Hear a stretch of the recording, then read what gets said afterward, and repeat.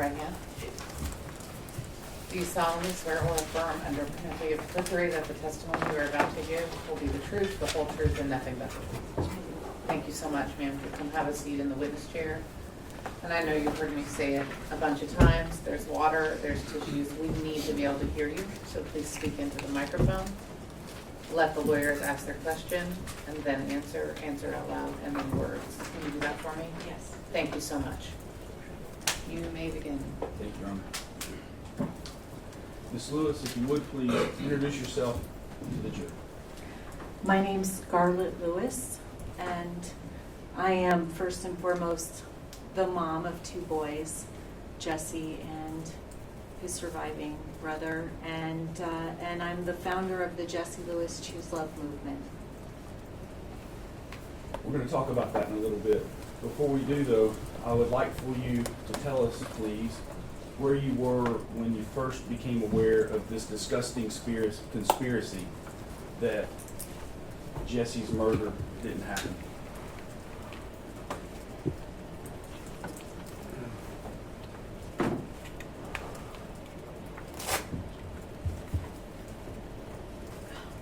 After the firehouse, the firehouse is where we congregated to find out if Jessie was coming back or not. I actually went to my mom's house. I'm a single mom, and I didn't want to go back to the house that I had raised Jessie in. So I went back to my mom's house, who lives nearby, and all my family and friends since high school flew in, and so it was a crowded house, and I was in shock and just trying to maintain. But I do remember that there was some hushed whispering going around about people talking about something, and they didn't want me to know. So of course I wanted to know, and they were telling me that there was someone saying that that the tragedy hadn't happened, which was so crazy to me because I was living it. Is this the first time you became aware of Alex Jones and his associates? Yes. Tell me when the first time it is that you became aware that this general conspiracy, this disgusting web of lies began to spin about your son's murder and Sandy Hook in general.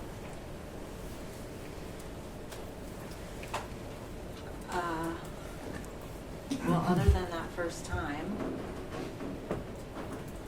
I guess it would be a couple of months later when the 3rd and 4th grade choir from the Sandy Hook Elementary School had been invited to the Super Bowl to sing, I think, America the Beautiful with Jennifer Hudson. And such a beautiful invite for them, and kind of exciting experience after what they'd been through. They had been in the Sandy Hook Elementary School at the time of the shooting, so they're considered survivors. And I knew that they were going down, and I watched them. And then I saw the picture with the overlay of the afterwards circulating with the kids' names on them. Jessie being left front. Lisa, if we could, let's bring up PX43. The picture that you're talking about, the Super Bowl. You heard about this picture before seeing it?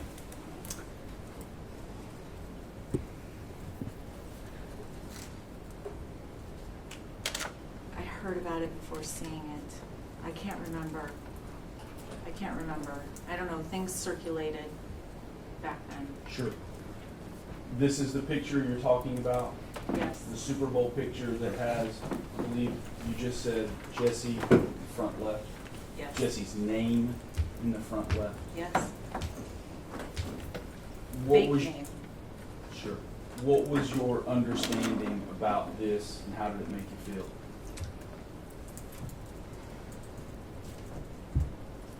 It was deeply unsettling.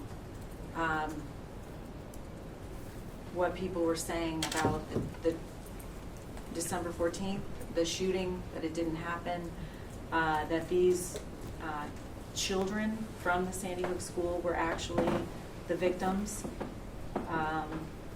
alive, older. It was deeply unsettling to me because it's so out of touch with reality that it's scary. It's scary to think about who would think like this.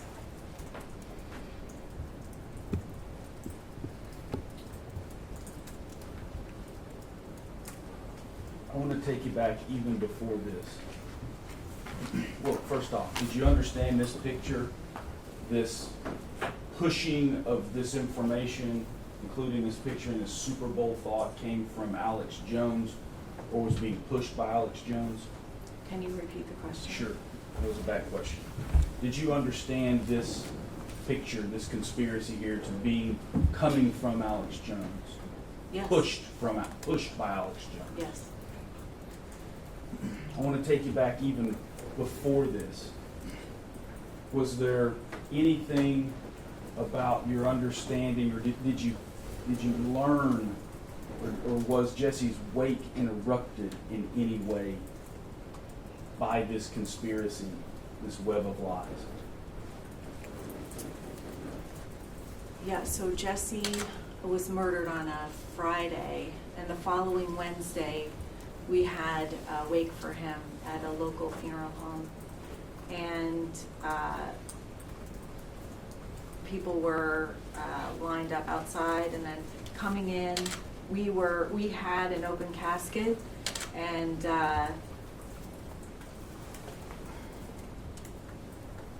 we were blessed to be able to have an open casket because of the lack of damage done to the body. So people would walk in, they would sign something, they would walk past the casket and then to me. And so I'm just meeting people as they're coming through, and I remember looking up and seeing the Hells Angels there.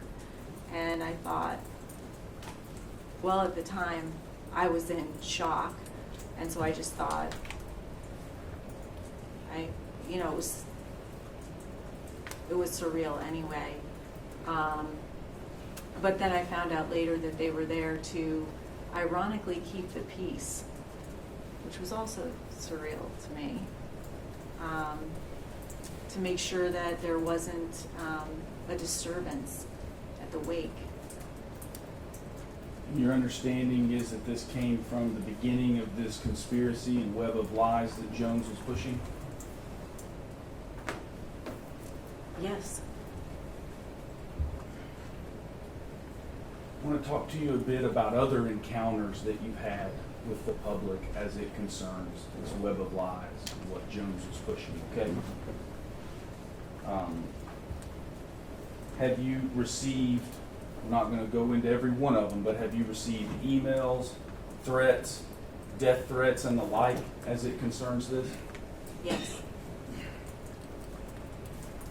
One of those emails, let me provide to you.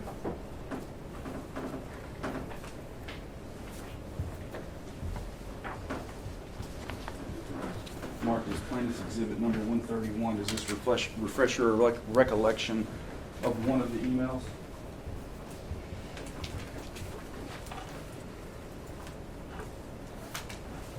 Yes. It's actually a couple of emails. I'm giving you the one that is highlighted there. I'll give you the one that's highlighted there. No, Okay. it's a bunch of emails.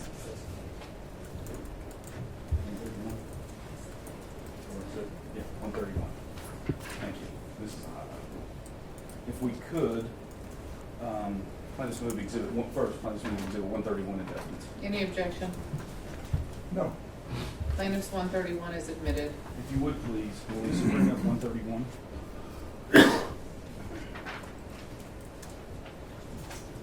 Go to page 2 there with me. And we see on page 2, this email is from a person that we've seen or heard of in this trial a bunch, Wolfgang Albig. Yes, You know who Wolfgang Albig is? yes, One of the many people associated with Alex Jones and this grotesque lie about your son's murder. yes, One of the people that Alex Jones pushed over and over on his show. yes. We can't go to page 3. We have there at the very top, and we'll highlight it for you, Rob D. Infowars.com. Yes. You might be able to see it on the screen. We've highlighted it here. I can, yes, Yeah, that's an Alex Jones Infowars website, Yes. or email, should I say? yes. I want to talk to you a little bit about this email. It first says, Neil Heslin is not Jessie's dad unless you can send me his birth certificate. How did that make you feel? It's not the only time that Jessie and his birth certificate have been questioned. It's deeply unsettling. If you read the rest of the email, it's pulling names from different parts of my life. All my family, you know, my friends, previous relationships, it's deeply unsettling. What is it like having people associated, or Jones and his associates, asking you for birth certificates? How does that make you feel? I remember a different email asking me for Jessie's birth certificate, and I'd actually been on the phone with a school in Texas who had a child that had died by suicide because of continuous bullying. And I thought, I sat down, I opened the email, and I read that, and I thought, and they were asking me to come in and talk and help their student body. And I sat down, I opened up the email, and I thought, I have a connection with that little boy. That's how it made me feel. We go on down this page. I'm going to read something for you, and I'm going to apologize first because I know that this must be true. It says, I have been avoiding Scarlett because I find her appalling and disgusting. If the Arkansas Democrat-Gazette published a spin article on Scarlett and her beginnings in Fayetteville, then further research is warranted into this woman's past and her extended family. We know she is a fraud, but how deep it goes, we may not know yet. What is it like reading those words after what you've gone through?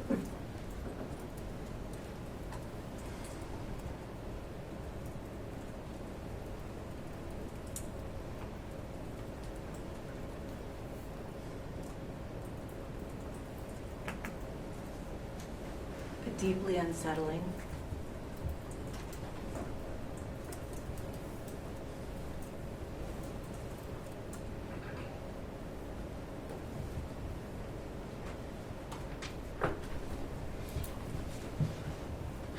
The Arkansas Democrat-Gazette was actually doing an article on me because I was there speaking in schools about a movement that I started in my son's honor. and I'm actually from Arkansas, and so it was, deeply upsetting, and then also upsetting that you have people that are thinking that of you. Appalling and disgusting. It's in your face.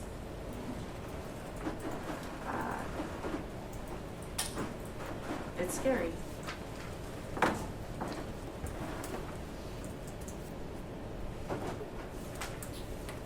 There is another email where you have, well, let me ask it a different way.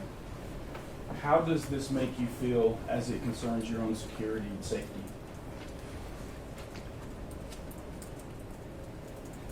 I feel compromised. You can look at this email and you see that they have done research on me.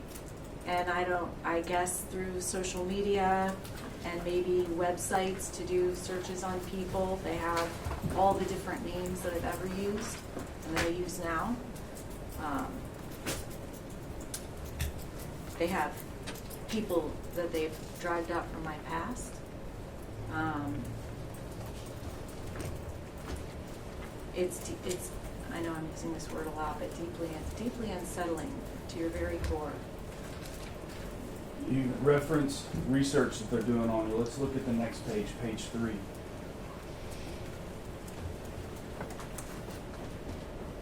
At the top of the page it reads, Neil Heslin, 57, reportedly is the father of Jessie Lewis. Not very likely. Perhaps JT stands for Jordan Trent. And then there is a picture of you with other people in your family. How does this make you feel? Explain this for us, please. Well, I'll go back to the previous page for a second, and it says that I attended in 1984, so I was in high school, a concert, and I did, but that's not my name. And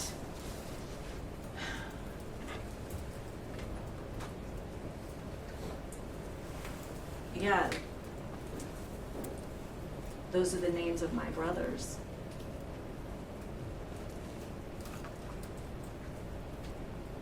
So it definitely makes me feel victimized, and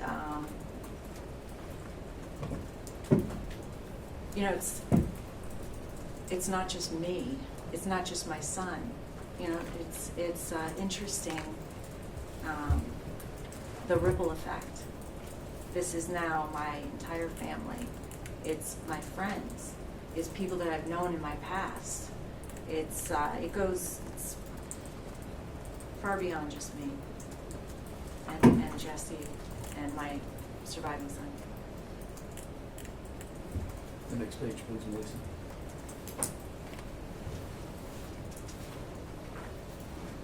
Having pictures sent to you by someone you don't know who's clearly mentally unstable. What does that do to your psyche? To your trust in the outside world? This is supposed to be me, but it's not. It's actually another victim's family. Supposedly, they think it's me.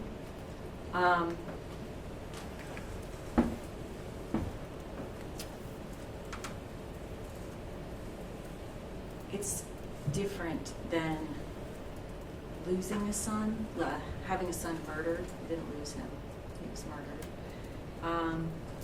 It's different than having a son murdered, because as shocking as that was, that happens.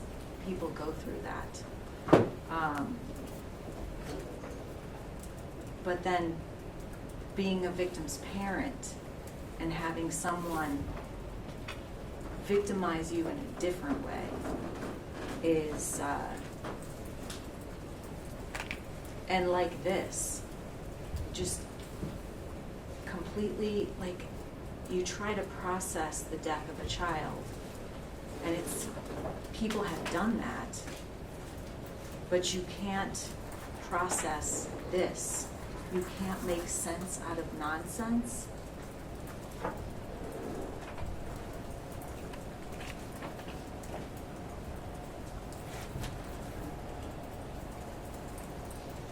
This is one of many emails you have received. Is that fair? Yes. Is this representative of the other emails, the other communications that you have received? Yes. I'm not going to talk about every one of them, but I want to talk about a few others. Plaintiff's Exhibit 128.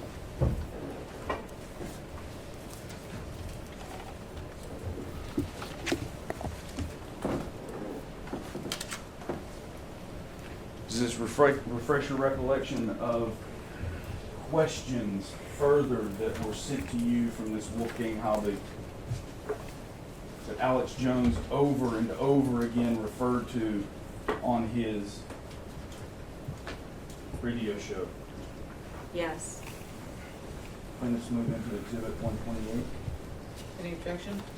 Yes, Your Honor, I'd like a foundation as to how received, what year. Can I see it? Sure, Your Honor.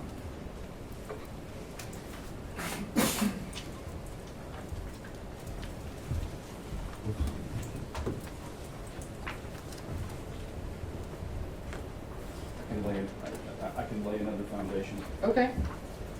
The exhibit that you have in front of you marked as Exhibit 128, this is an email, an attachment to an email that you had received before, correct, Ms. Lewis? Yes. And it is an attachment to the email that we looked at there in Exhibit 131. This is an attachment to the exhibit that's already been admitted? Yes, well, I think I probably should have just admitted them together. Yeah. On that basis, I have no objection if it's part of the earlier. 128 is admitted.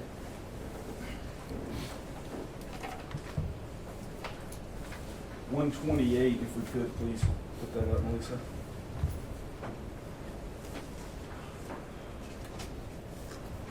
I want to read the bottom of it. A criminal faction is manipulating your thoughts and feelings by withholding information regarding the Sandy Hook school shooting of December 14, 2012. My friends and I want specific and complete answers to the following questions. We would be pleased if you too would be curious enough to desire answers to these 51 questions. This is something that was sent to you. Yes. Were you sent emails from Wolfgang Halbig concerning these questions of Sandy Hook on a number of occasions? Yes. How does receiving these questions, questioning the murder of Jessie Lewis, your son, how does that make you feel?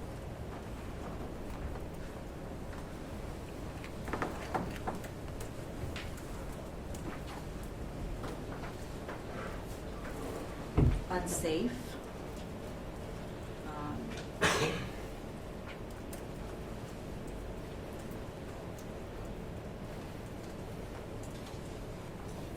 Does it make you relive the moments surrounding his murder? Yes.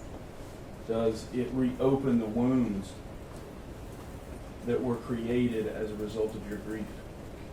Yes. Does it make them difficult to heal? Yes.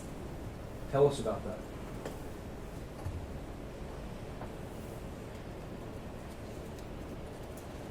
Healing from having a child murdered is possible. It's a lifelong journey. It's like losing a limb, and there's phantom pains, evidently. I don't know, but when you lose a limb, you always feel it. It's like it's always there because you're so used to having it. You should have it, and you probably reach out for something with a hand, and that's how I kind of compare losing a child like that. He should be here, and he's not. But it's something that you can process.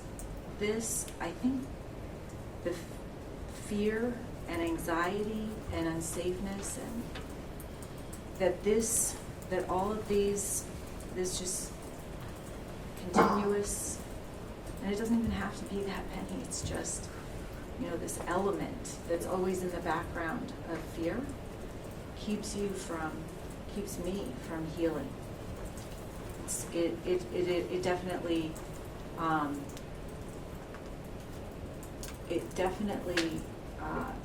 negatively impacts the healing process. Ms. Lewis, by the way, where do you live? I live in Sandy Hook. Do you live in the same house that you lived in with Jessie? I do. And have you had people come to that house and make you feel unsafe there because of these lies and conspiracy that Jones has been pushing? Yes. Tell us about that.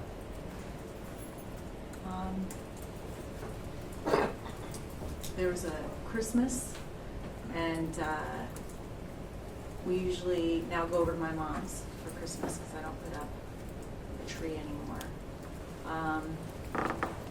But it was Christmas morning, and I had a car drive into my driveway, and a man got out and started taking pictures.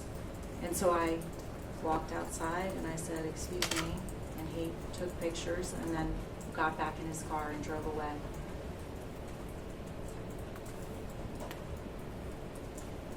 Unsettling. Do you feel unsafe at your own house?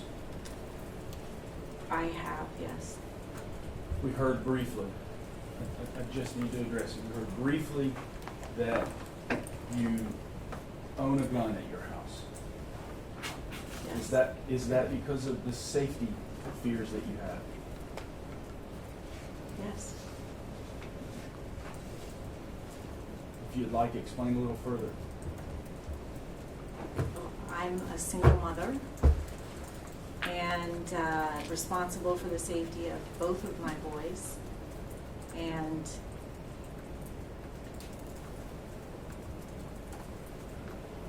I was not able to keep one of them safe. And so I am going to keep my surviving son safe. And, you can tell by these emails that the people writing them are not grounded in reality. And that is deeply concerning. And you can tell, I could tell, by the the two people that testified from Infowars, as well as Alex Jones, that they don't care. That's also deeply unsettling.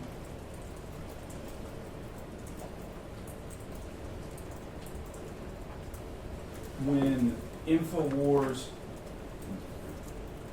Dan Dondi, I think you've seen on the screen, and others from Infowars would come to town in Sandy, in Newtown, the Sandy Hook community, would you hear about it? Yes. How?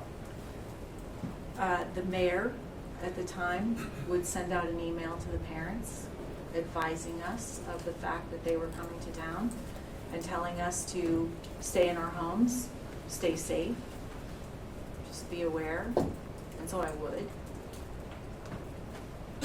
How did it make you feel when someone told you that these people were coming into town, knowing what they were saying?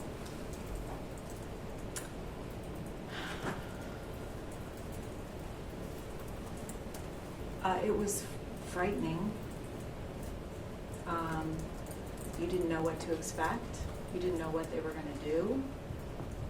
They would show up at different places, make outlandish allegations and accusations and threats, and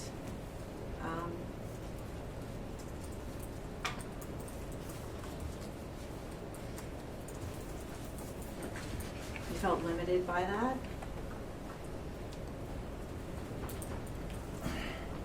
The death threats that you heard, or the, excuse me, let me ask it a different way.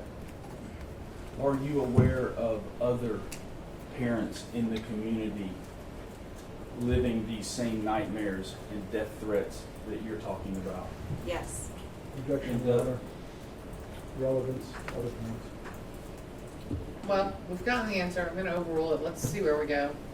And does knowledge of what others in that community who have lost a child affect how you feel and go about your day? Absolutely. I mean, we are almost like a family. I mean, we are bonded forever, the 26 families, by what we've been through.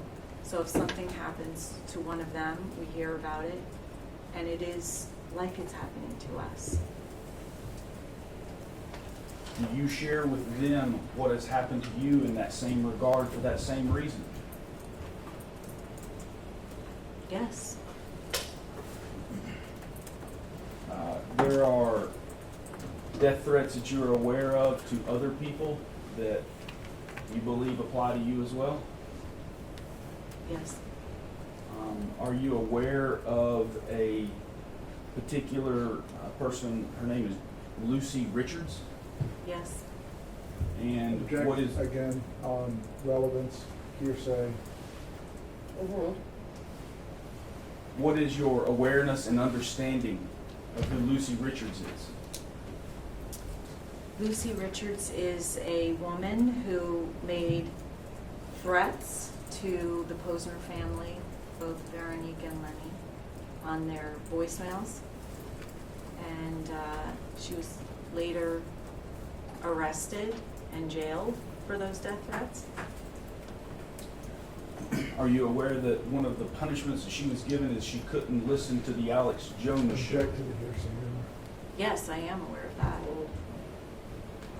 And knowing that someone was punished and that they're not allowed to listen to the Alex Jones show, how does that affect the way you react to further harassment from his show? You see the type of, some of the people that listen to his show and take everything that he says at face value. You have heard the actual death threats from Miss Richards? I have. Would hearing one of those death threats better help us to understand how you receive them and the anxiety that's given to you? Yes. Let me see if you can really play the Your Honor, I'm going to object to the hearsay 403, a death threat that Lucy Richards left for the Posner family in Florida has no relevance. It has, may I respond, Your Honor? It has the utmost relevance in this case. Every family member, as she has testified, talks to each other, and a death threat upon one they perceive as information to themselves. This is something that I think should be well understood thus far that causes her anxiety, and talking about the death threat certainly isn't going to be as easy for her to relay to the jury her feelings than actually hearing the death threat. So it is for the purposes of not for the truth of the matter certainly, but because for demonstrative purposes, should I say. So you're asking to play it but not admit it into evidence? That is correct, Your Honor. I'm sorry, I should have said that. How long is it? 4 to 8 seconds. All right. It will be played for the purpose of further questioning of Ms. Lewis about her state of mind and how it affects her as relates to this case, not for any truth contained in it itself. Thank you, Your Honor. What are you going to do about it? You should do absolutely nothing. You're a loser. You're going to run.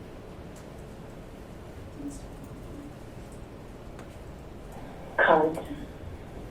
And what are you going to do about it? You should do absolutely nothing. You're a loser. You're going to rot in hell. The wages of sin is death. You're going to die. Death is coming to you real soon, motherfucker. You're going to die. When you hear, by the way, this was sent to Lenny and Veronique Posner. Yes, You know the Posners? I do. Know them well? Yes, Speak to them often? not that often, but Sure. Speak to them. yes, This is what I'm trying to get at. You heard this directly from them? yes, They allowed you or wanted you to hear this? yes. And when you heard this the first time, how did that make you feel? Frightened. It's a death threat. Did you feel as though it was directed to you as well? I felt like it was directed to all the families. Does that affect you knowing one family is receiving death threats? Absolutely. Are there a number of other of these recordings that you've heard? Yes, I'm not going to have you listen to them today for obvious reasons, but have all of the other recordings from this woman caused you fear, anxiety? yes. An objective fact's not an evidence, Your Honor. She just testified. That put it in evidence. Overruled. The fear and anxiety that comes with this, can you please explain that to us?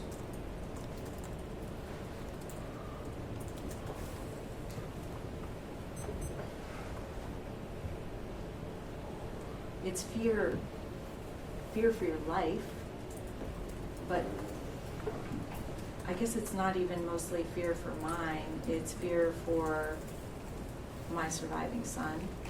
It's fear for the other people that have been brought into this, my family and friends.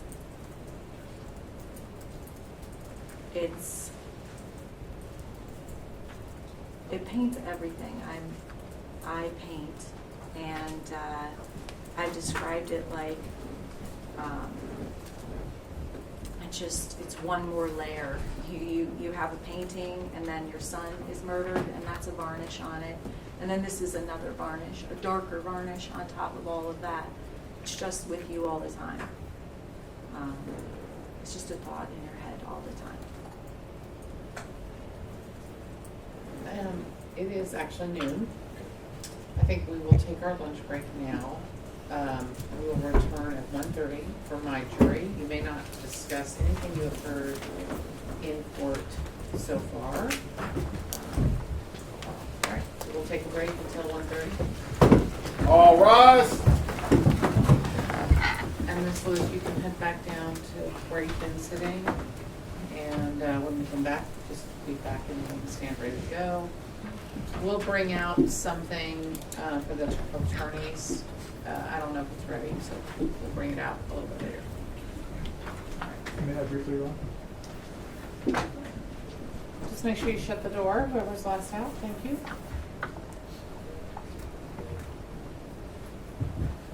You may be seated.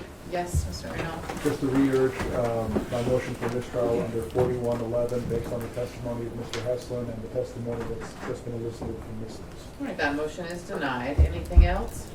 No, Your Honor. All right, at some point, someone will bring out version 2 of the charge and leave it on your tables for you during the lunch break. Did Your Honor receive my email? I received an email from each side and I've incorporated what I think is appropriate. And I'll let you take a look at it when we bring it back out. All rise.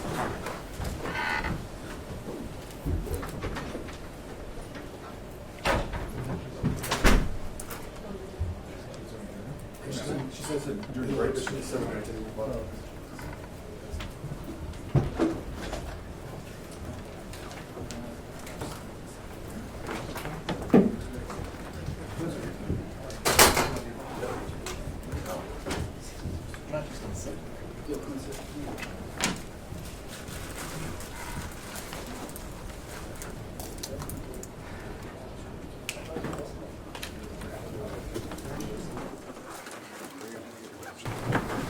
Mr. Ball and Ms. Lewis, are you ready to proceed? All right, you may do so.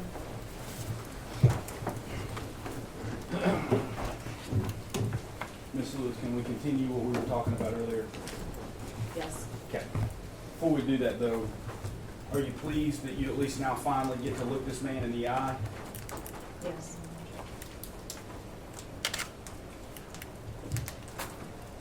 Then I would like to put some context to what we have spoken about before we continue, okay? Please, if you would bring up Plaintiff's Exhibit 3, photograph of Jessie.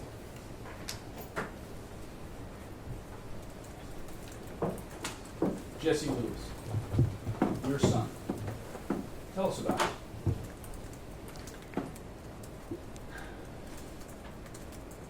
I like to share the story of when Jessie was born. And Neil shared a little bit of this earlier, but he was 11 pounds, so he was a C-section. And the first time that I saw him, I actually walked to the nursery, and there were all these nurses gathered around the window taking pictures. And I asked them, "What are you taking pictures of?" And they said, "There's this enormous baby, and he's trying to crawl out of his bassinet." So he had literally crawled down to the bottom, and he was trying to get out. And I like to share that story because that's how he was his entire life. He was larger than life. He was loud. He was bouncing off the walls. That's my first memory.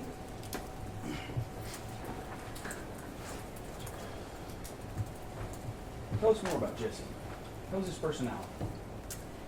He was very bold. He was very old for his age. He would walk up to a group of people and he'd introduce himself, a group of men. "Hi, my name is Jessie Lewis. What's your name?"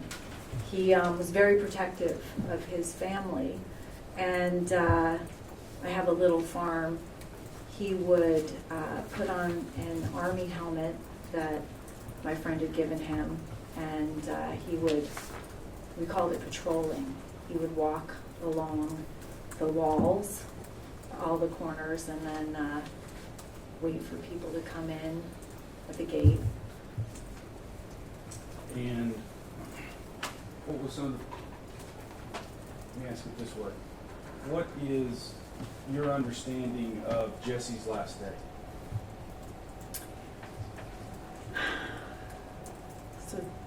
So Jessie is actually known for,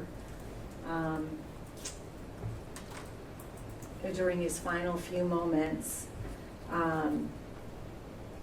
the shooter he shot his way through the glass doors of Sandy Hook Elementary School, and then he made a left, and he shot his principal and guidance counselor. They were coming out of a meeting on the first door on the right of the hallway. Now Adam Lanza had been to this school, so he knew the layout. He knew that this was the first grade hallway. And so they heard the gunfire, they came out of the room, they were murdered right outside of Jessie's classroom.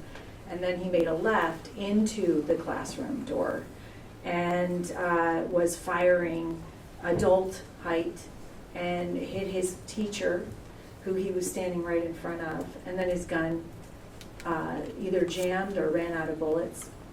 And during the short delay, he actually stood up to the shooter and he saved 9 of his classmates' lives before losing his own. And for that act of bravery, he was actually given a commander-in-chief funeral reserved for heads of state and returning war heroes. And Jessie was actually considered a war hero because his first grade classroom was a literal war zone. This man through his show and his lies, has denied the very existence of your son, Jessie Lewis. How does it make you feel being able to come in today and tell him, to his face, your story? I wanted to tell you to your face because I wanted you to know that I am a mother first and foremost, and I know that you're a father. And my son existed. You're still on your show today trying to say that I'm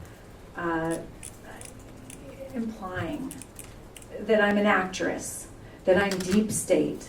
You have this week. And I don't understand. Truth is so vital to our world. Truth is what we base our reality on. And we have to agree on that to have a civil society. Sandy Hook is a hard truth. Nobody would want to ever believe that 26 kids could be murdered. Nobody would ever want to believe that. I understand people not wanting to believe that, actually. I don't want to believe it.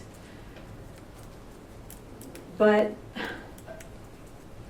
I've, since that day, dedicated my life to keeping kids safe. It's our responsibility. I used to think it was the school's responsibility. It's actually our responsibility.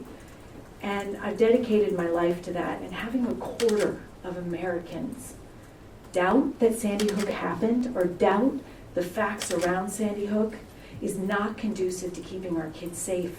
It's not. And it's our responsibility to keep our kids safe. This happened almost 10 years ago. We've had over 350 school shootings since then. We have to keep our kids safe. Jessie was real. I am a real mom. There's nothing out there. Nothing. There's records of Jessie's birth, of me. I mean, I have a history. And there's nothing that you could have found. Because it doesn't exist. That I'm deep state. It's just not true. I know you know that. That's the problem. I know you know that. And you keep saying it. You keep saying it. Why? Why? For money? Because you've made a lot of money while you've said it. I know you're, I mean,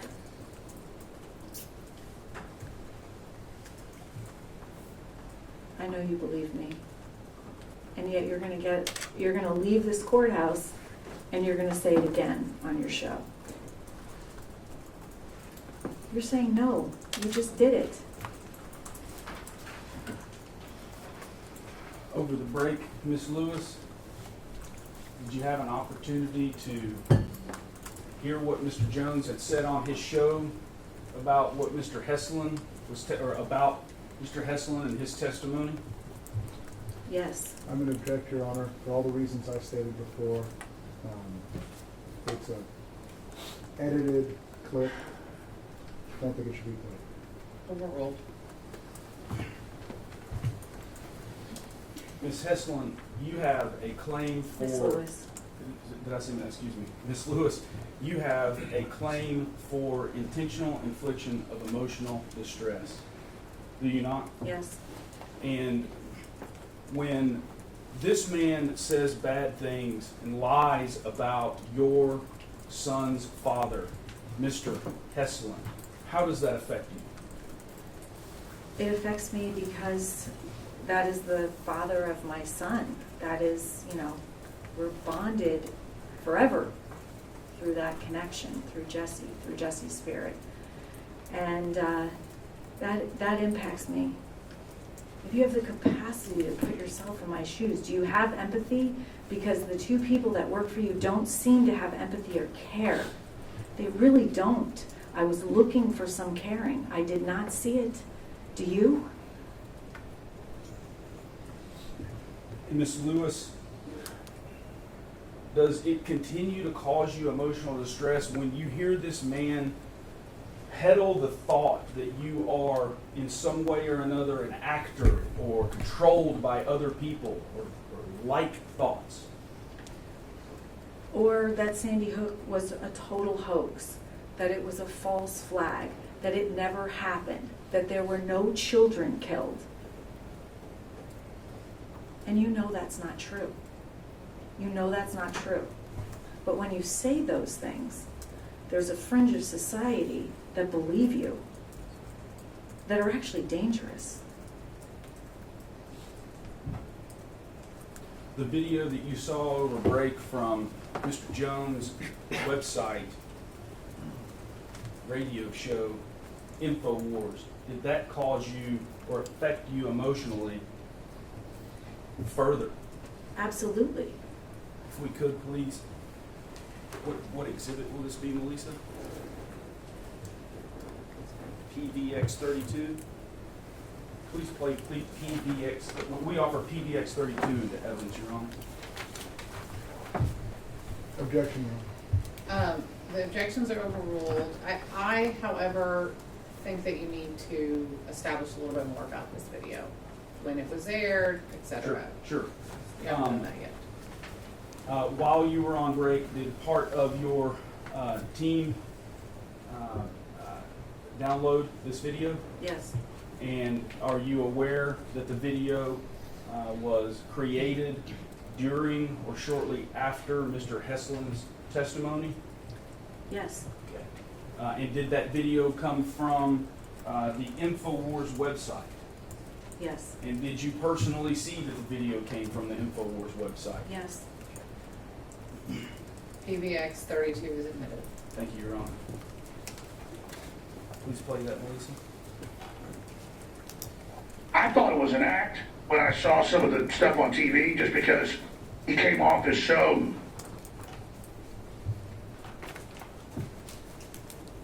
let's just say he's a nice man, and it's not an act.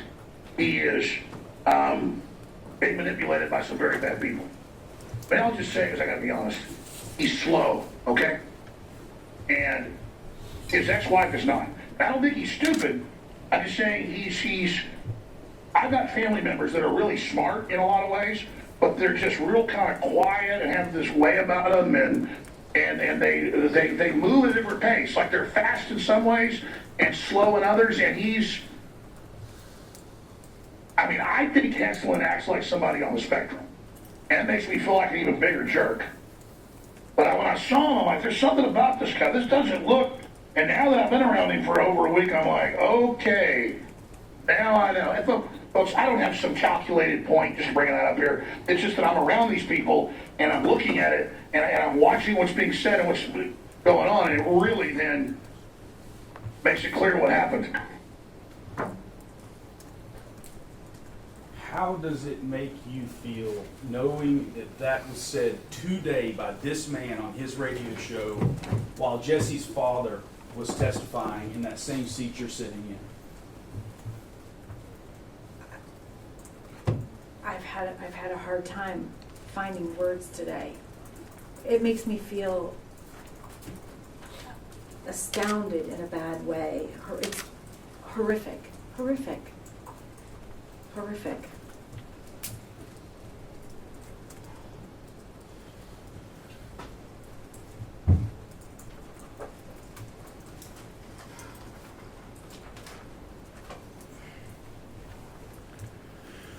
Tell us, if you would, please,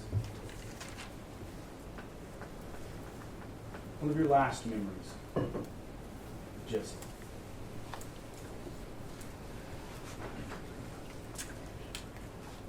So I'm a single mom, and I work full-time, and so mornings are hectic with two boys, getting them out the door. Neil was picking up Jessie that morning, and so I bundled him up, brought him outside, walked him outside to meet Neil, and we were going to make gingerbread houses with him, with their class at 2 p.m. that day. So that was, I worked a lot, and so I had taken the afternoon off that day, and so Neil and I were finalizing I'll meet you at the school for the gingerbread houses, and I turned around to give Jessie a hug, and I noticed that he had written in the frost on the side of my car, because it's Connecticut, December 14th is very cold, I love you with his fingernail in the frost, and he'd drawn hearts in all my windows, and I knew that was one of life's special moments, and so I told him, even though I'm running late, he's late, stay right here. I'm going to go get my cell phone. I ran into the house, got my cell phone, came back out. I remember taking him by the shoulders, positioning him so he'd be right by his message, taking a picture. I remember it was overexposed, so I deleted it, and then I took another picture, and then I took a close-up picture of the I love you. And then I gave him a hug and sent him off to school. That was the last picture that was ever taken of him, and that was the last time I ever saw him.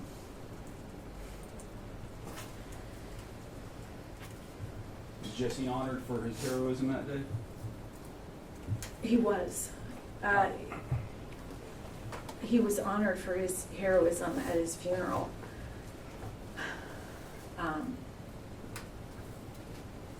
He was given a commander-in-chief funeral, and my last memory really is driving him to the grave site from where we held the funeral at a church to the actual grave site, graveyard. I was in a car behind the hearse that contained the casket, and I was in the car with my son and a couple other family members, and we had a I guess it's called a cavalcade, or multiple motorcycles in full uniform were in front of us and behind us. Lots of first responders showed up from multiple different states to honor his bravery. So they would, when we approached an intersection, the back would come up to the front and they would block off the intersection. And cars, just a line of cars, pulled over to the side. People had gotten out of the cars. They were kneeling on the ground, praying, saluting for his bravery.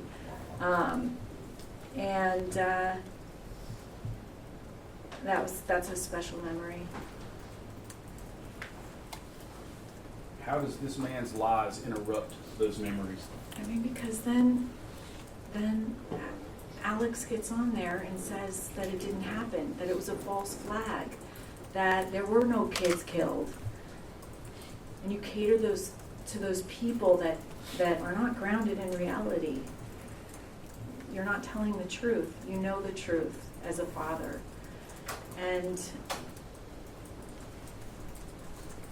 as someone that said they researched Sandy Hook, and there was lots of things on there. And so to come on and say that Jessie never existed, that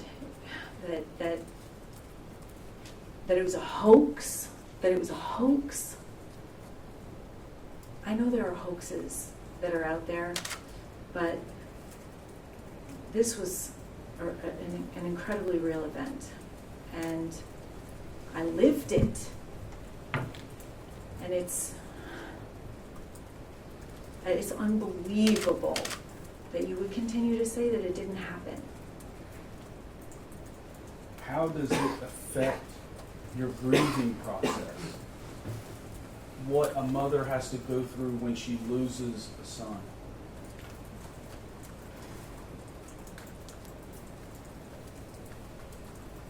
Having a 6-year-old son shot in the forehead in his first grade classroom is unbearable. Unbearable. You don't think you're going to survive. But there are people that have. And then to have someone on top of that perpetuate a lie, that it was a hoax, that it didn't happen, it was a false flag, that I'm an actress.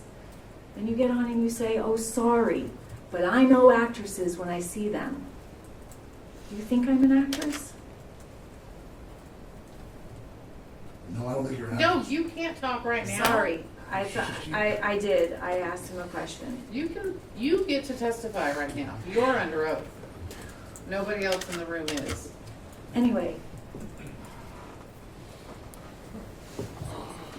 And I think, I don't think you understand the fear that you perpetuate to not just the victims' families, all of us and others, but our family, our friends, every survivor from that school. The ripple effect is enormous because of the platform that you have. And the fear that comes from that, the fear stops the healing and the mourning process because you're afraid. I don't think the two can happen at once. I don't think that you can heal from the loss of your child and be afraid at the same time. The fear stops everything.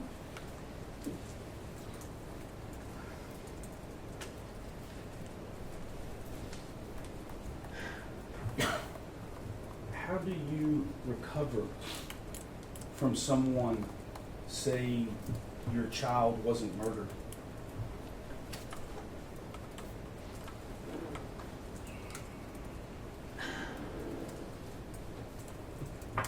I don't think you can recover. I don't think you do recover unless it stops, unless it's retracted, unless there's accountability and responsibility, and that hasn't happened. What you've seen today, the video today, what does that do to your hope for this man's accountability and responsibility for it? I don't understand. I don't understand. I cannot even make sense. That's one of the problems. I can't make sense out of nonsense, out of why you would say it didn't happen. It's not happening. I'm an actress. I'm part of the deep state. It's a hoax. It was a false flag. It never happened. There were never any children. I don't understand. Yeah, I'm stuck. One of the things that you've done, Ms. Heslin, is done. Did I Ms. say Lewis. Heslin? Excuse me. I'm sorry, Ms. Lewis. I have Mr. Heslin on mine because of the video. One of the things that you have done, Ms. Lewis, to aid in your recovery is the Choose Love movement. Yes. I see on your necklace there you've got, I have nurturing, healing love. right. Yes. And that is part of the Choose Love movement? It's actually why I started the Choose Love movement. If you could, tell us what the Choose Love movement is. Yeah, when I did come home to my house, I saw a message that Jessie had left on our kitchen chalkboard shortly before he died. He had written 3 words. Alex, I want you to hear this too. He'd written 3 words: nurturing, healing, love. This is what Jessie wrote on our kitchen chalkboard. 3 words: nurturing, healing, love. Phonetically spelled because he was in 1st grade and just learning to write. But I looked at those words and I found a solution for what had happened. I knew that if Adam Lanza had been able, Adam Lanza is the former recent student, recent graduate of Sandy Hook Elementary, the Newtown school system, if he had been able to give and receive nurturing, healing love, the tragedy would never have happened. And so I dedicated my life to spreading that message, have it on my body at all times. I believe it was a spiritual awareness that he had, that he wasn't going to be on earth very much longer, and he wanted to leave a message for his family and friends of comfort, but also inspiration. I believe that that message is where we need to turn in order to survive and thrive, keep our kids safe. It helped me It helped me determine how I was going to respond, knowing that we are responsible for our children's safety, that what we had been doing wasn't working. Obviously, my son was dead, and so I decided to take a completely different course. I decided to address the root cause of the pain that led up to Adam Lanza doing what he did. The root cause of the isolation, loneliness, pain, suffering, bullying, even the root cause of substance abuse and a lot of mental illness. And so I started the Jessie Lewis Choose Love movement. And I started that movement we say it started at Jessie's funeral, because I got up and I talked about how an angry thought started that whole tragedy, and that an angry thought can be changed. And I asked everybody to choose a loving thought over an angry thought, and that changed people's lives. And so I took that foundation and Jesse's message and his courage that he showed, and I created a movement. I wanted it to be a place where, because there was so much polarization after Sandy Hook, it was polarized into anti-gun, pro-gun. That was the conversation. All the blame went on Adam and his mom, and that didn't make sense to me, because if it was all their fault, it would never have happened before, obviously, and it would never happen again. So I wanted to create a space where everyone could come together, and what we all have in common, even you and I, the want and need to love and be loved. We're all the same in that. And so I created the Choose Love movement because I wanted to bring both of the sides together. Of course, we're more polarized now than we ever have been as a country. You know that. Some of that is because of you. And I am trying to bring us all together in what we're the same in, which is the want and need to love and be loved. All of us are the same in that. All of us feel pain. You've felt pain in your life. I know I have too. And we have to teach our kids how to process that pain so that they don't turn into an Adam Lanza and they don't take it out on other people. And that's what the Choose Love movement does. It's free programming for schools, homes, and communities. It's comprehensive. There's nothing else like it out there. And that's what I've done every day since I started this, which is very shortly after the funeral, is I focus on the Choose Love movement, and I focus on being part of the solution. Have you made it your life goal? Yeah, it's absolutely my life goal to make sure that our children are safe and to safeguard their safety and well-being. It's our responsibility. I didn't know that before the tragedy. I didn't know. I'm a single mom. Both my sons' safety was my responsibility. And I knew that, but I wasn't aware that our children's safety, our children's, including your 6-year-old son or daughter, is our responsibility. And we have to do something to safeguard them, especially in schools. Keep our money safe, we can keep our kids safe. And that is my life's goal. I know that your organization has created some informational material. Would it aid you in your explanation to the jury, the further goals and the way that this works if we showed it to them? It would. Okay.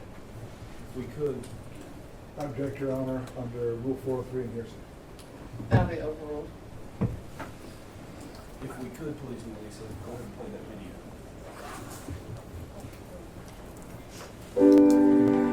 Love those moves. Awesome, Jess. It is I'd like you to watch it, August Alex. 24th, I'd like you to watch 2012. it, please. And Jess has brand new soccer shoes. So prior to 2012, I was a single mom with 2 boys.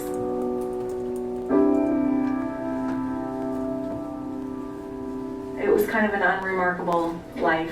It was such a great life. You know, I just wanted to be a mom, and I just wanted to be with my kids. Run the ball to me. One day, you're a mom with 2 boys, 1 boy riding in a car seat in the back seat. So one morning, I'm holding hands with my 6-year-old in his car seat, and the next thing that I know, there is no 6-year-old. He's been murdered.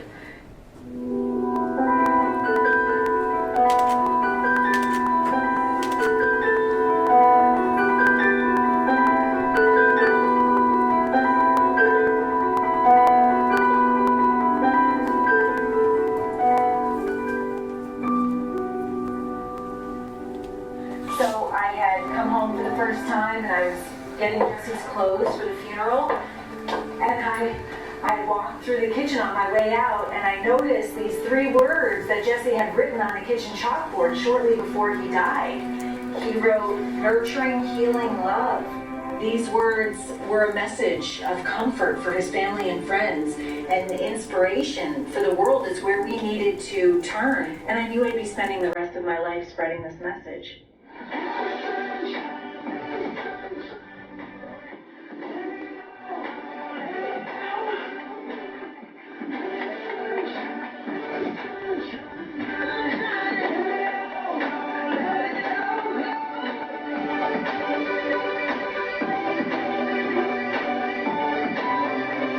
I didn't have to create a solution. There was one available, and it's called social emotional learning. And social emotional learning proactively prevents violence. I believe that Jesse is a part of this organization. I actually believe that he's leading it. And all I have to do is just be present.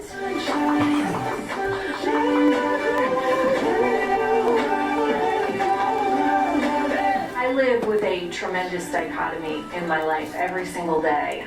It's never out of my mind why I am leading a worldwide movement to choose love. It's because my 6-year-old son was shot in his 1st grade classroom alongside 19 of his classmates in one of the worst mass murders in U.S. history.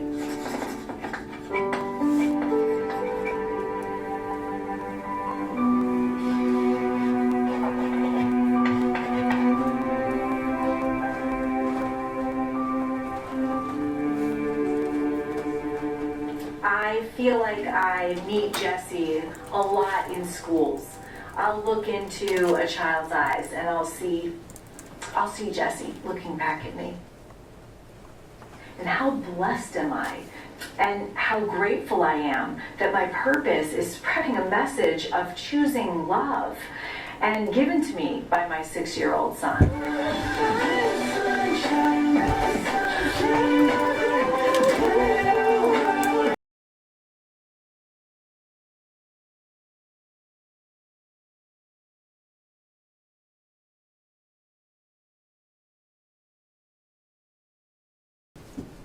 Be a part of the solution. This has been going since 2013. Yes. Has it been a way for you to try to continue to heal? It has, yes. How has what this man has said about you and your family and Jesse affected Choose Love and the way that you are attempting to heal?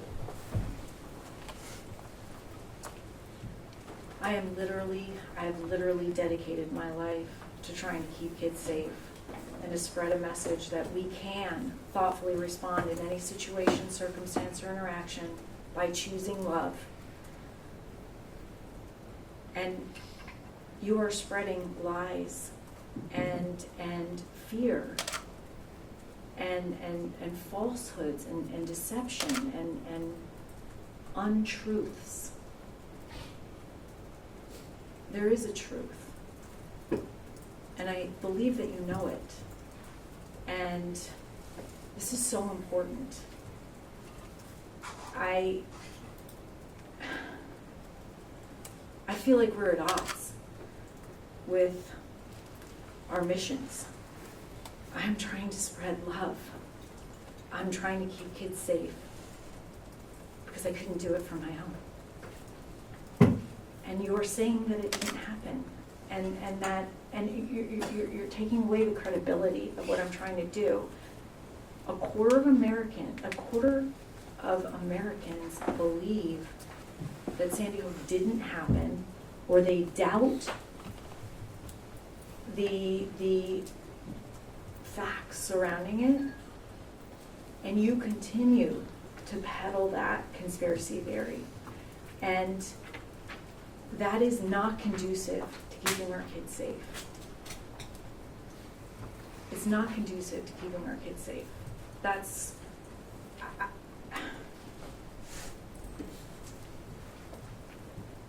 The way that you have used choose love to help yourself heal has what Alex's lies, the lies that he has given you, has that interrupted that healing?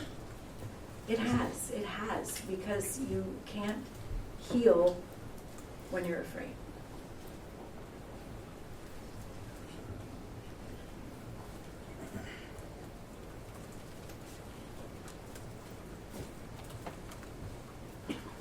There have been a couple questions that have been asked in this room about apology versus money or compensation for damages. You've heard those questions? Yes. Talk to me about apology and compare that to paying for the damage that has been caused. The way you feel about those two. Well, first of all, there has not been a sincere apology. But if there was, ever, I liken it to being in a car accident and you run over someone and cause tremendous bodily damage, and you look at that person lying on the ground and say, I'm so sorry, but I'm not accountable or responsible for any of the damage that I just caused. But I'm sorry. That's how I see it. Would you, at this moment in time, when you're sitting on that stand, now be at the stage where you would be able to accept an apology? Would it mean anything to you? No. As to the other side of this, the damages that you're asking this man to pay for, why are you asking for those damages? What do you hope will be accomplished? I'm going to object 4111, Your Honor. Overruled. May I have a continuing objection to this part of the testimony? Sure.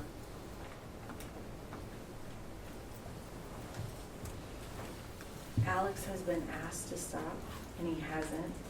He's still doing it today. You've been doing it last week, every day, this week, or at least, I don't know, shows you've had. While you should be in here, you've been on your show, and you've been talking about this. Your counterpart has been talking with you about this, and so you're not going to stop. I don't even think my pleading with you up here is going to get you to stop. And so, and all of the damage that you caused, the fear that you've put people in, the from your following, the way that you've impacted so many lives, I think that there has to be accountability for that. I don't think you understand. I think you know that Sandy Hook is real and that it happened. I know you're shaking your head no, but I know that you think that it's real. I know that you know that it's real. But I don't think that you understand at all. Because the people that work for you don't understand the repercussions of going on air with a huge audience and lying and calling this a hoax and a false lie. You don't understand the repercussions to individuals' lives. You don't understand the net that is cast in a negative way. You don't understand that. You don't understand. And I don't think you will understand unless there's some form of punishment that is significant, that would make you understand that this is real. This isn't staged. Like one of your people said, this is a real event. It seems so incredible to me that we have to do this.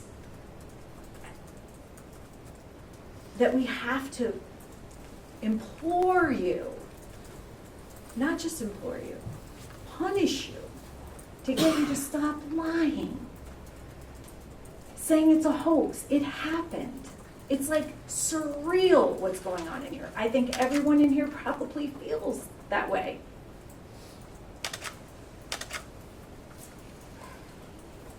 I lost my train of thought. Is Sorry. that what you hope to accomplish Yes. through this process? Yes. Yes, I hope to accomplish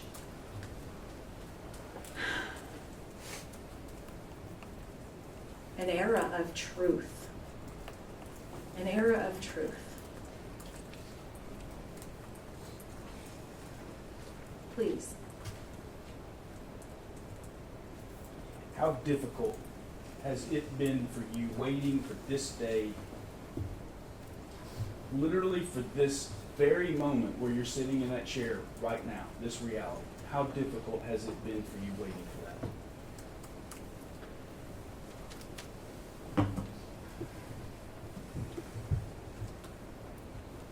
In some way, you've impacted every single day of my life negatively almost since Jessie's murder. Since 2013, when your videos were going around in my mom's house about starting to say that this didn't happen. And I'm so glad that this day is here. I'm actually relieved because and grateful to everybody that's here in service to our society. And I'm grateful that I got to say all this to you and that I got to speak my truth. And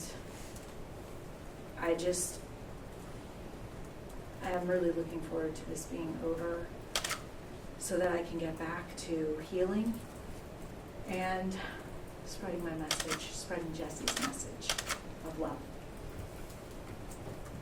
Ms. Lewis, I cannot thank you enough for sitting and being so brave on that chair. And I don't have any more questions. And I want to thank you for representing us. Mr. Reynolds, do you have any questions for Ms. Lewis?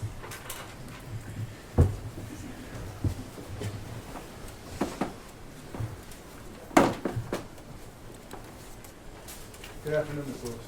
Good afternoon.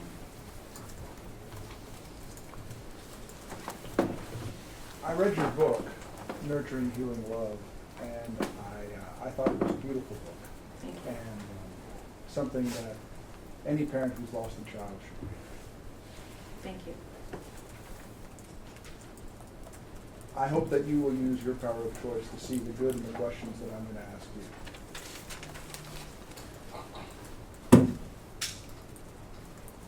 In your book, you describe how after Jessie's murder by Adam Lanza, you went on a journey of healing.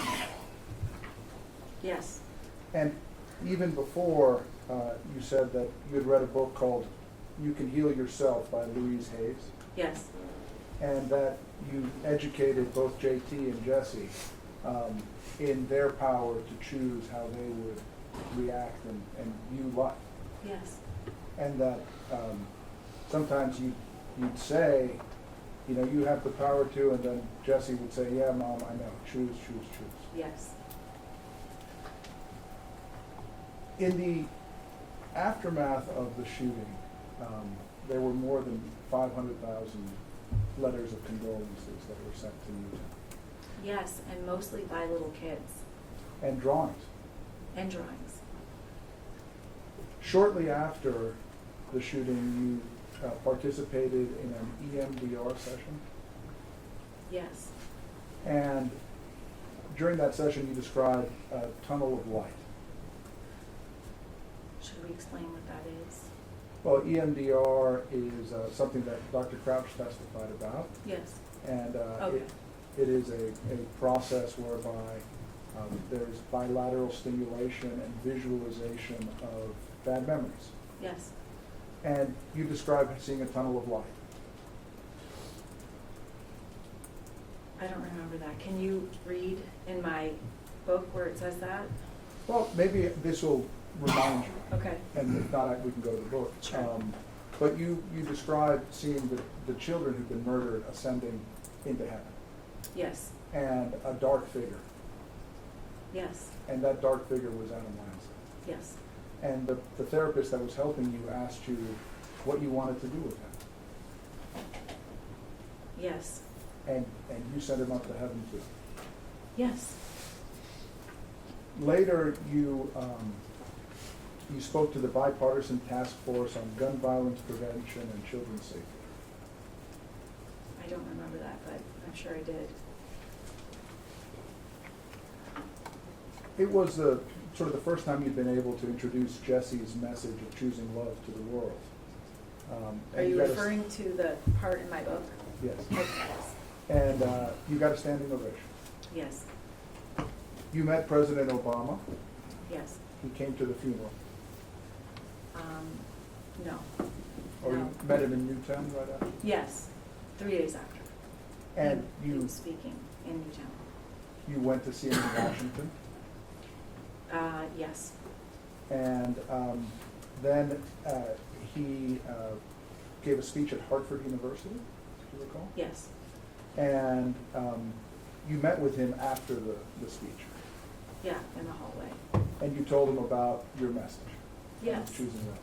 Yes, And he was very taken with the idea, yes, and he gave you a hug. yes, And he said that he would introduce you to his sister, who Yes. lives in Hawaii.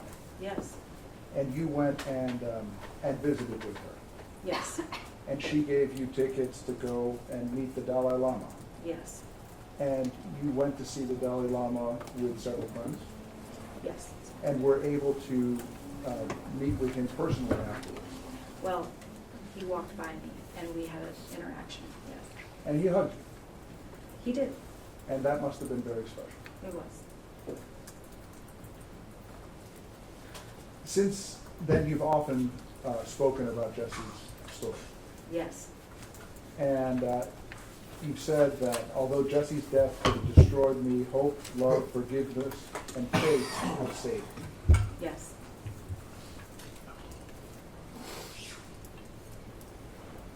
You wrote, on that day the world became one. On that day the world chose love. I said, but we have to keep that going through awareness and education. Nurturing, healing, love. Getting that message to the world is the reason Jessie was put on earth. yes, He died for it. yes, Your book was published in late 2013, early 2014, October 2013. 10 months after the shooting. Yeah, it was about the first 6 months of my healing process. Would you agree with me that in the book you don't discuss Alex Jones or any kind of hoaxers? Absolutely not. Absolutely not. You don't agree, or you don't? No, I'm discuss it? sorry. I did not. Before the controversy that arose from the Megyn Kelly interview, had you taken time to watch Alex's show? No, I did not.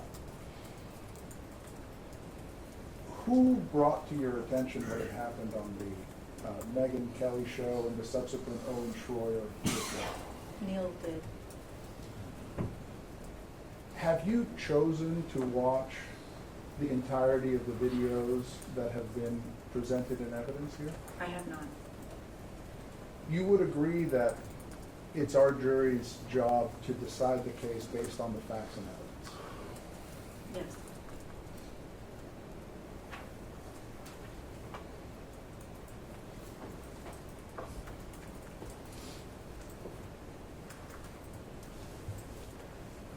You have spoken your truth today, and your, I think, very honest belief that Alex, from the very beginning, victimized your family and yourself. Yes. Wouldn't watching the broadcast be the best way to know whether that was the case or not? I had seen enough. Objection, Your Honor. So back to the thought, it's already ruled that he has done that. So ask that question as soon as it hasn't. May I respond? Hang on.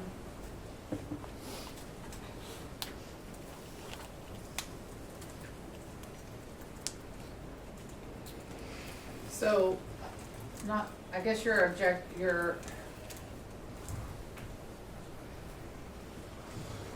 all right, I am going to strike the question and the answer because they go to an issue that's already been decided.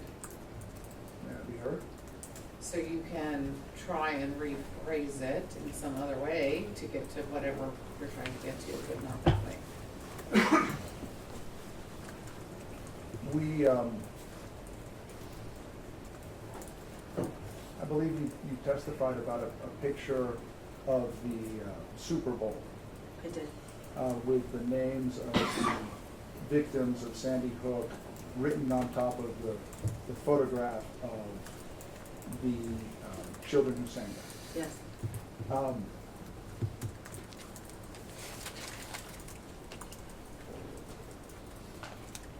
Is your basis for testifying that Infowars pushed that picture, that somebody told you that? I know that Infowars has given a platform to the conspiracy theorists that say that Sandy Hook never happened. I would agree with that, but my question is your basis for saying that Infowars either displayed that photograph or pushed that photograph somewhere based on something somebody told you? No. Did you yourself see that picture being pushed on any kind of Infowars broadcast? No.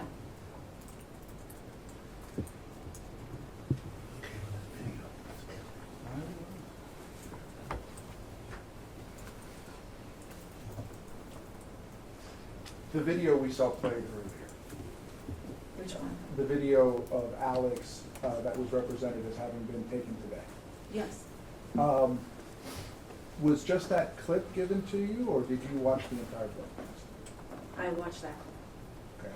Okay. Did anybody tell you what was said before or after that clip? No. Who provided you with the clip? My team pulled it up. My son pulled it up and showed it to me. Was he the one who created the clip, or did somebody else create it? I don't know. No, my son was not. No, I don't know who created the clip. Do you know who gave the clip to your son? He found it on the internet. Oh, understood. Let me ask you about Plaintiff's Exhibit 131. I think it's in front of you. Yes. And that is the email from Wolfgang Halbig. Yes.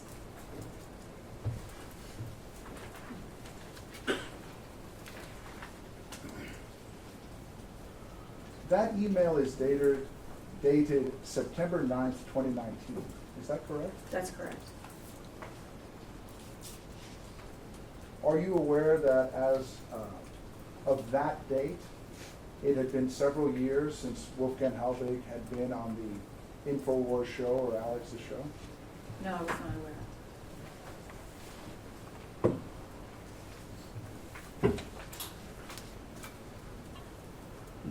And Plaintiff's Exhibit 128 was an attachment to that email. Yes.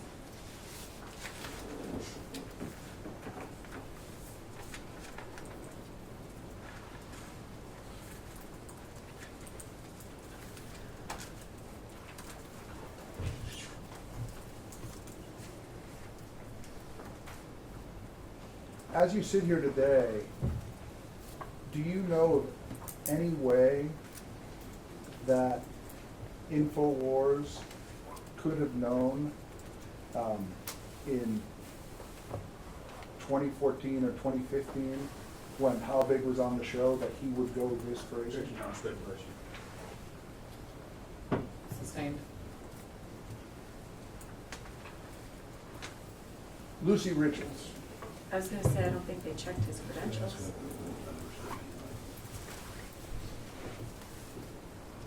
May I respond to that, then, or you sustain your objection? I mean, you know what lawyers can do. You can ask for another question. You can make an argument to me about something. I'm not Very well. telling you how to do this. Were you present for the testimony of Adan Salazar by deposition? Was I present, like in the room? Yeah. Oh, yes, yes.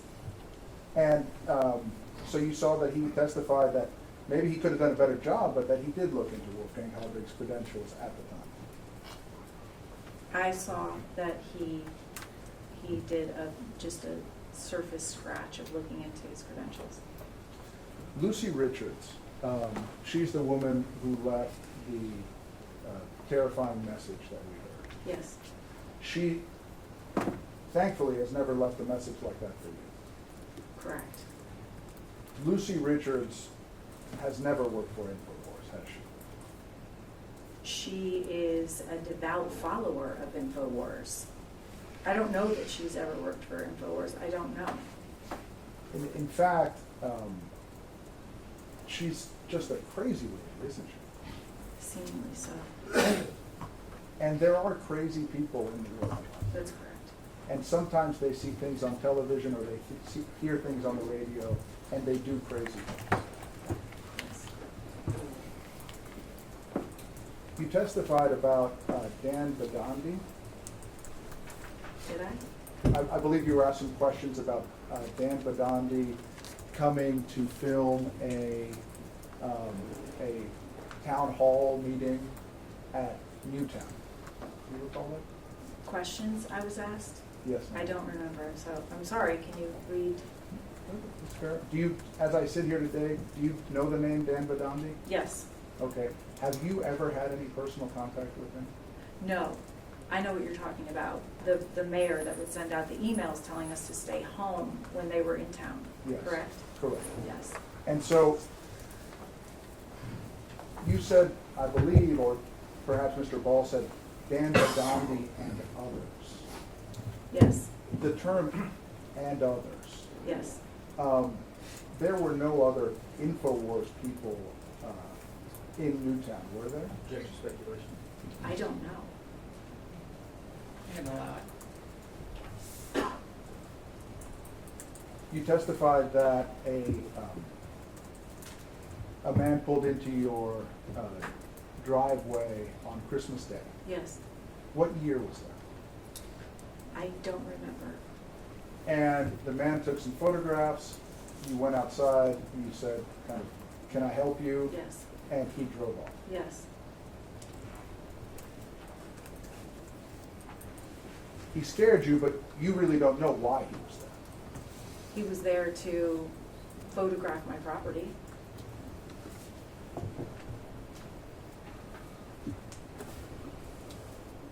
He took a picture of me standing on my porch. Are you still in therapy today? Yes. How often do you attend therapy? I travel a lot. And I've had many therapists and done many different kinds of therapies in the last 10 years. So I am currently in therapy. The different kinds that I have, several times a month. I'd say different types of therapy I have different on types of different days. therapy, yes.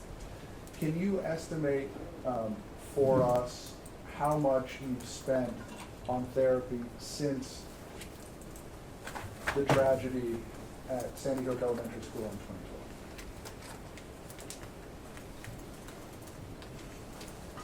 Objection to collateral source, Ron. Overruled. If you know, if you don't know, you can always say that you don't know. I don't know. I don't know. I'm sorry, I don't know. Less than $500,000? Yes. Less than $200,000? Less than, $50,000? I don't know. The therapists that you are seeing now, how much do they charge? She charges, I'm not, $150 an hour. And so about how much per month would you say that you spend on therapy?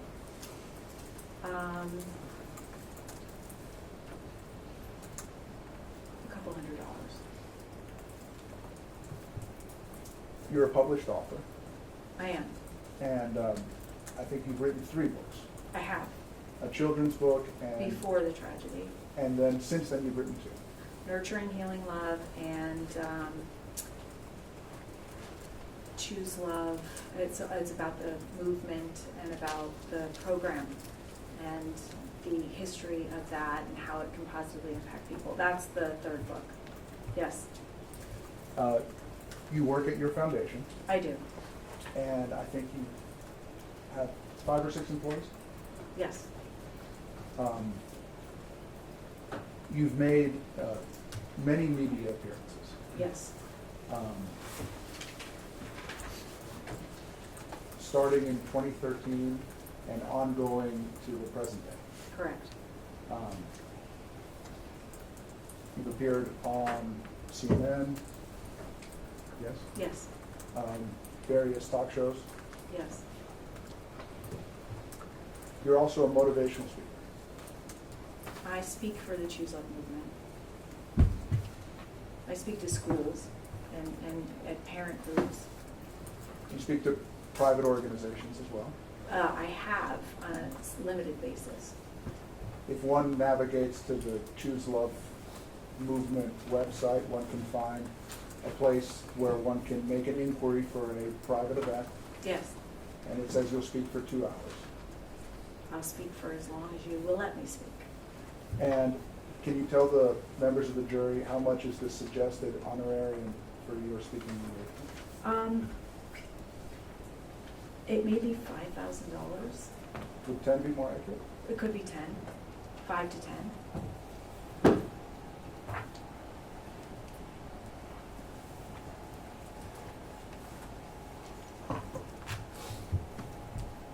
During this period that we've been discussing, from 2013, at least... Can I clear something up? 100% of the proceeds of all 3 of my books, as well as 100% of the proceeds of everything that I do, including my speaking, go directly to the Choose Love movement. If an organization pays me, they do not write a check to me. They write a check to the movement. I just want to clear that up. Understood. The movement does, the movement, your 501c3 nonprofit does employ you as well. I am employed. I am a human being. I have expenses. I have to live. Yes. To my previous question, from 2013, or from the day of the shooting until, let's say, this litigation began, no one at Infowars, and certainly not Alex Jones, ever said your name. I don't know that. Have you asked? Have I asked Infowars? Have you asked anyone whether your name was ever mentioned? I guess I feel like it has been an association. And that's because you feel that by speaking about parents in general, that is a reference to you in particular. It includes me, yeah, I feel like it does. Infowars has never published your photograph. Thank you. Infowars has never published your address. Are these questions, Mr. Reno? Have they? I don't know. Are you asking me or telling me? I'm asking you. Oh, I'm sorry. I don't know. And Infowars has never directed anyone to harass you, isn't that true? I don't know. They sent people to Sandy Hook. Then they've definitely harassed people there. Well, in fairness, they sent. That's my community, and they don't know that I was not going to be around. Well, the person, Dan Badandi, went to a meeting that was set up to hear FOIA requests for information regarding the Sandy Hook shooting. True? I don't know, but I did see him harass people on the way out, and I know the people that he harassed. Understood. That Yes. that was an open government meeting. True? I don't know. I don't really know. I don't know what FOIA stands for. Freedom of Information. Okay. That was a meeting to address Freedom of Information Act requests made by Mr. Halvin. True? I don't know. I don't know what the meeting was about. Certainly a meeting like that, it's fair to have the press out. Yes. Absolutely. All right, Mr. Falk? Very briefly, Your Honor. Kevin LaPratte and Will Turbot. Those are names of people who were with Mr. Badandi. You aware of that? Yes, I saw other people there. I wasn't aware of their names. So to say that Mr. Badandi was the only person that went to Newtown would not only be misleading, but it would be a lie, right? Yes.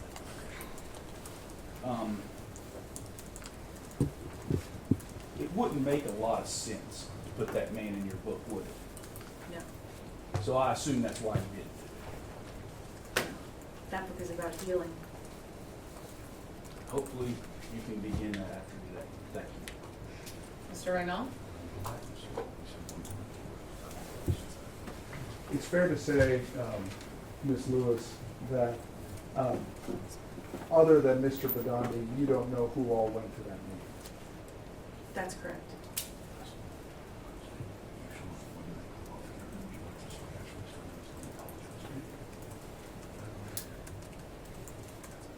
Would it be relevant to you, as you sit here today after having answered those questions from your lawyer, to know whether or not Mr. Jones apologized during that same broadcast? Objection not relevant. And also scope of your... Scope is sustained.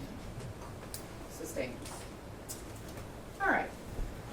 Now it is the jury's time. It's 2:47. We'll probably end up making this our mid-afternoon break as well. But let's try to get the questions, if there are any, to me relatively quickly so that I can look at them. Remember all of my previous instructions. This is independent opportunity, no conversation, no research, all the same rules. You're excused. All rise!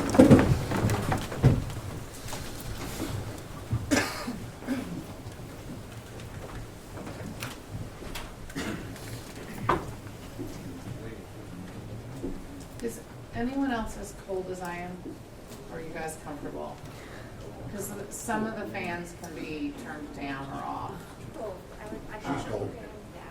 Turn these two in the front off and we'll leave them on in the back. Shut the door. I don't tell them, they don't shut it. You can sit down. Ms. Lewis, you can go back down to the council table. When we come back in, you'll need to be in the hall, and I know you already know that. You can go down now. Did you both get copies of version 2 of the charge to look at? Okay, that's fine. I don't think we're gonna need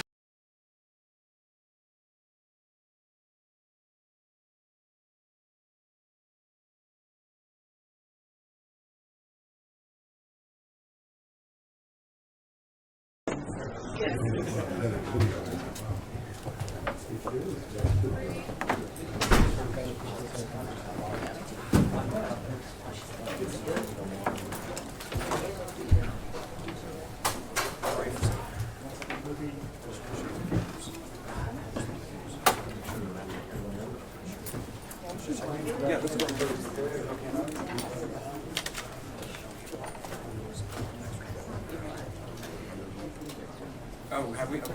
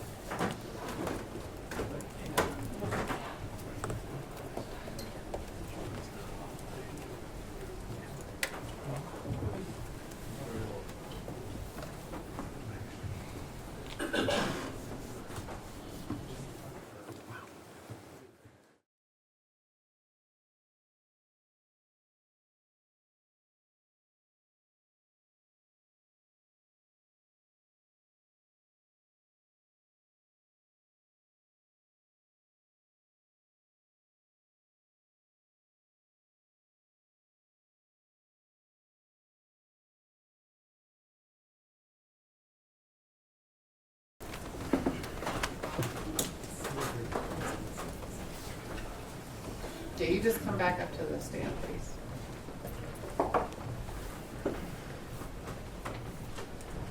And bringing the jury in.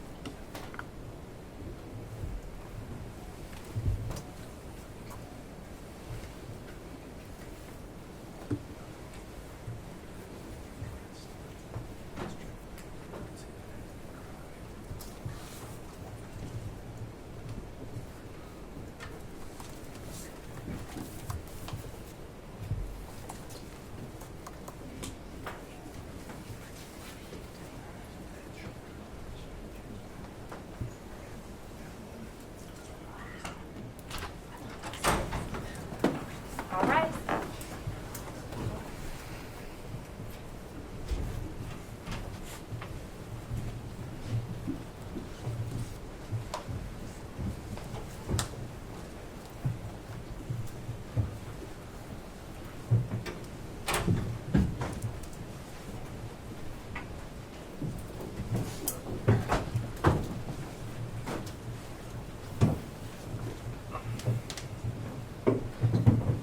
All right, you may be seated. I think I forgot to give you the same repetitive reminder with Mr. Heslin's questions, so I'll do it here now for then and now. If you don't hear a question, that's because I made the decision that it wasn't appropriate for some reason, so you can direct your frustration at me. Now, Ms. Lewis, I am going to ask you a number of questions, and I'm going to ask you to respond to them to the jury. And if you'll just listen carefully and answer the question, I can't explain it, so you just have to answer the question as it is, okay? Yes. How has Jessie's passing affected your parenting of your other son, JT?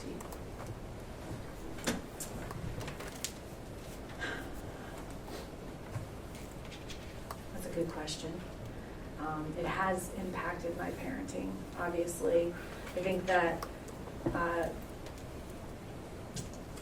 when you have one son that's murdered, you want to bubble wrap the other son so that they never feel pain, and that's obviously impossible. And I think that I've done that a bit with JT, trying to be overly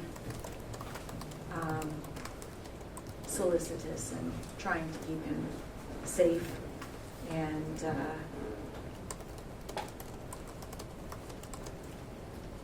How has Alex Jones and Infowars affected your parenting?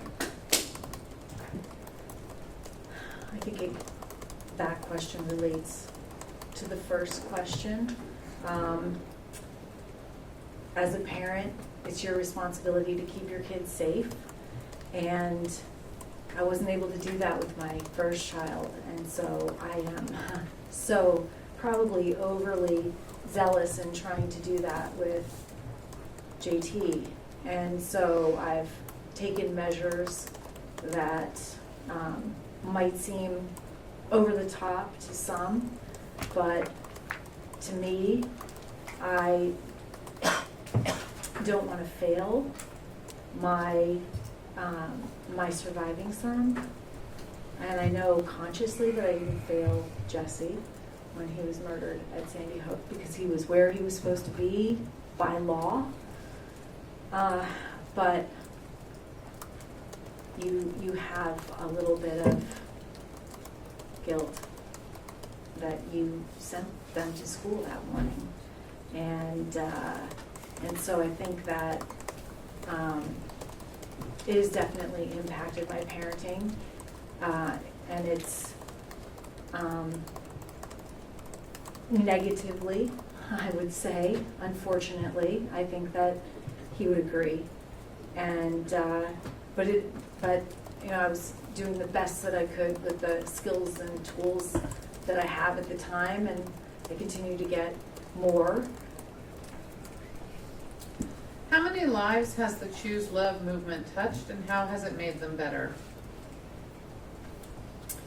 The Choose Love movement has impacted millions of lives all over the world. In fact, our last conservative estimate was over 3.5 million children that have received this type of essential life skills programming, this type of programming that enable them to thoughtfully respond to any situation, circumstance, or interaction by choosing love. And we have a powerful formula that we teach, and this formula leads you, it's a pathway to flourishing, and it starts with courage to tell the truth, courage to be present with whatever is happening in your life, the courage to do the right thing. Then gratitude is the next formula, and it's the courage to be grateful even when things aren't going your way. I try to live my life this way. And then forgiveness, and it's the courage to forgive even when the person who hurt you isn't sorry, doesn't care, or may not even know. And then compassion in action, which is the courage to step outside of your own pain and suffering, even your own busyness and distraction, to help other people. And then the beautiful thing is, when you help other people, that helps and heals yourself, and I have certainly felt that. These are just some of the things that we teach kids, and this type of programming was priced out of the market for my son. The school that he went to, when I asked them about this type of programming, they said they spent so much money on this type of program that they couldn't afford to train the teachers in this. And so I thought, wow, this would have saved my son's life. So I created a program, and I made it free, because every child, actually every parent, every grandparent, every human being should have access to these essential life skills that are backed by science and that we know can create a safer, more peaceful and loving world. Would you include Alex Jones and his family in the Choose Love movement if he was inclined to join? Absolutely. Absolutely. Would you forgive Alex Jones if he truly apologized and compensated monetarily and stopped the propaganda on or off the Infowars platform? I'm so glad you asked that question, whoever did. It's a great question. And forgiveness is something that I've learned so much about since the tragedy, and I didn't know much about before. And it's really instrumental in my own personal healing. And I think a lot of people are going to learn about it today with me speaking about it. But I actually, I have said that I forgive Alex. I've said that I forgive Adam Lanza. And I feel compassion for him. And I forgive Alex, and I feel compassion for you. But forgiveness is starts with a choice, and then it becomes a process. That doesn't mean that everything goes away, that you make this decision to forgive and then everything's okay. Forgiveness starts with a choice, choose love. It is choosing love, forgiving. Starts with a choice, but then it becomes a process. And depending on who you are and your situation and your story and your level of pain, it is something that you might have to do every single day, multiple times a day. And it's a way to let go of some of the pain and to get your personal power back, to enable you to live your life. Forgiveness is a powerful healing tool, but it's something that I have to work on every day. And it doesn't mean that you don't hold the person that you're forgiving accountable. They're still responsible for what they did. It has nothing to do with accountability. You can, this is maybe a bad example, but if someone was raped, you could forgive your rapist, but you would have to hold them accountable.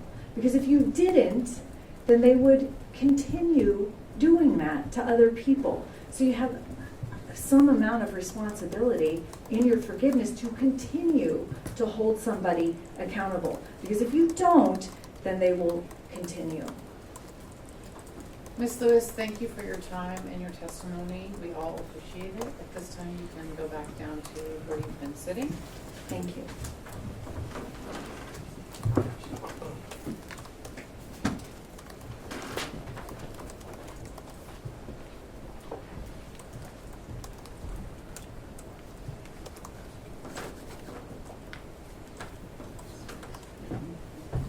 And somebody from the